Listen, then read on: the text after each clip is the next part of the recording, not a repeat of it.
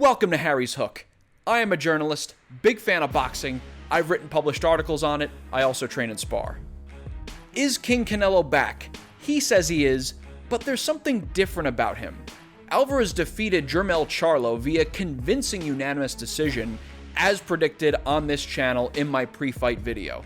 In today's video, I'm going to analyze Canelo versus Charlo and dive into what we learned about Canelo, his style and abilities at this point in his career. But first, if you enjoy this content, do me a solid, like the video, subscribe to the channel, hit the notification bell, all that good stuff. I appreciate your support. One aspect of Canelo's game that's really stood out to me as having changed recently, and this fight against Charlo provides further evidence, is his defense. The Guadalajara native has been seen as the modern embodiment of Mexican-style boxing. But over the course of his career, he really developed a sophisticated defensive element, specifically his upper body movement. His defense really has made heavy use in the past of slipping, pulling, rolling, pivoting, avoiding contact. But more and more lately, he's been utilizing a high guard, prioritizing blocking and parrying, with a few pulls and slips mixed in. This is a conscious decision that Canelo is making. He's shown us little flashes of the old defense, so he's still capable of it. Then why make that decision? The kind of defense that he's choosing to use now is not as clean, because even when you block a punch in boxing, you still feel the impact, even though it's blunted. Ultimately, what this is a trade-off. Yes, he's getting touched more, but this style of defense is very efficient. He has had stamina issues in the past, but if we look at the end of the fight against Charlo, he seemed strong. That blocking and parrying involves minimal movement, so he's saving energy, blunting the opponent's power, and trusting his iron chin to handle whatever gets through. What this defense is reflecting is that at this point in his career, Canelo is showing us quintessential Mexican-style boxing. With that said, let's talk about his offense. Canelo's jab. Many pundits leading into this fight had talked up Jermell Charlo's jab, and he does have a very good one. But in recent years, Canelo has fought some of the very best jabbers in the sport. Dmitry Bivol and Gennady Golovkin come to mind.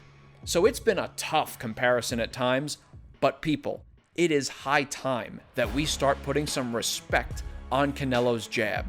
Punch Stats had him landing it at an impressive 30% rate against Charlo, and that's a figure that he's hit in a few of his recent fights.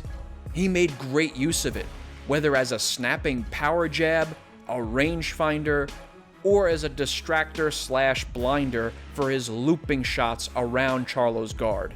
He's really fallen in love with that double jab overhand right near the ropes, and I think Canelo has also fallen in love with his concussive power, that man strength that he's developed over the last few years. And don't tell me it's not concussive. His power breaks bodies down, whether it's fracturing Billy Joe Saunders' orbital bone, detaching Callum Smith's bicep, or bruising the ever-loving crap out of Bivol's arm. So his offense now really is about pressure, landing one, maybe two bombs at a time. Whether cleanly or not, they will damage whatever they hit. And he's making more use of his jab in order to set those up. But don't get me wrong, Canelo is far from just being a tough, powerful brawler.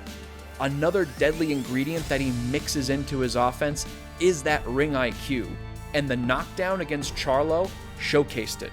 He used a pawing jab, and instead of looping the right hand around the guard, which Charlo had been mostly blocking, he threw a looping right straight down the pike.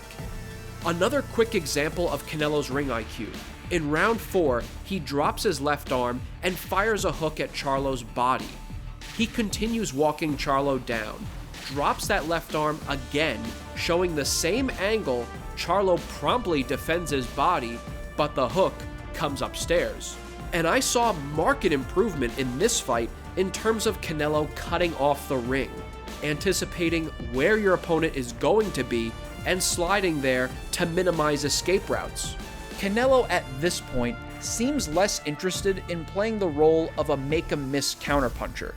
He does still counter, but his current style is more conducive to catch encounters rather than the flashy make-a-miss counters. He's now more intent on creating his own consistent offense, which requires more energy, which led him to focus less on elusive upper body movement and more on maximizing efficiency. A solid high guard with effective blocking and parrying, minimal movement, continued forward pressure, staying in the opponent's grill.